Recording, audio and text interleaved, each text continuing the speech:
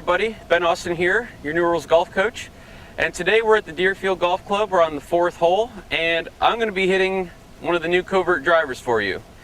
So I'm going to give you a little tip on how to set up for a driver and how to hit it. So basically what I have most of my students do to set up for a driver is start off with their feet together, set the club face so that the ball is basically right in the middle of your feet here.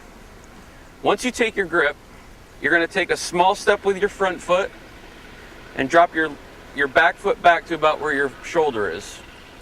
So if you look here, you can see how the ball is pretty far forward in my stance. It's just inside my left heel, right about where my shoulder is, right about where my armpit is. Now the reason for that is because with a driver, what you're trying to do is you're trying to hit the ball on the upswing. Most people that come to me that are struggling with their driver tend to hit more down. So a sign that you've been hitting down on your driver, if you've been popping them up in the air, if you ever notice that you have marks on the top of your driver, that should be your number one sign that you're hitting too much down on the golf ball with your driver.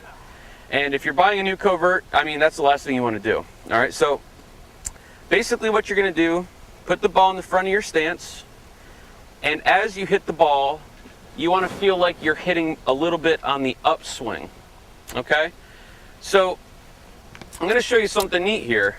Basically, when you hit a golf ball, there's two things that determine how much spin you give it. The angle of the club face and your attack angle, okay? So let's say you have a 10.5 degree driver and you're hitting down 10 degrees. So see how wide that wedge is. So the wider that wedge gets, the more spin the golf ball has. Now let's say you take your same 10.5 degree driver, but instead of hitting down, you hit up. Now that wedge is a lot closer. So now that ball has less spin. So what that ball is going to do, it's going to launch a little bit higher with less spin. It's going to go farther. Okay? So I'm going to go ahead and hit a ball here for you. And I'm going to put my feet together. I'm going to take a small step on my left, drop my right foot back. And as I hit this, I'm going to feel like I'm hitting it on the upswing and not the down.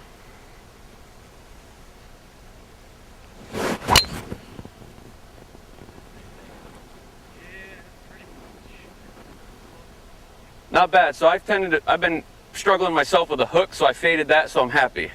So basically I have a special wrench here. I'm popping the head off. I hit a couple to the left, so I'm going to open the face a little bit more. So I'm going to lower the loft a little bit. I'm going to take it down to 9.5. I'm going to open the face.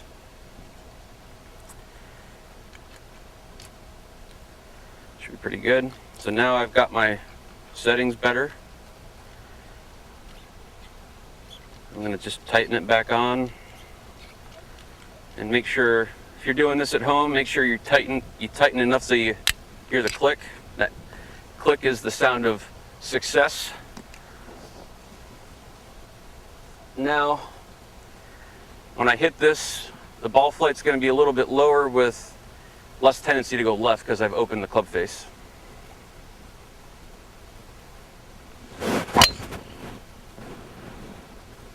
And that ball did not go left. Beauty. So hopefully you enjoyed that tip. Hopefully you'll find that by hitting up more, you're going to get rid of the pop-ups and the big slices. You'll notice that the ball's going to launch a little bit higher, go a little bit farther for you. So again, just to remind you, we have the Tour version head of the covert available. We have the performance head. We have multiple shaft options for you. And if you were to come out and get fit for you, we'd make sure that you have the right shaft. We'll get the right club face angle and the right loft specifically for you. So I hope you enjoyed this tip, and I look forward to seeing you.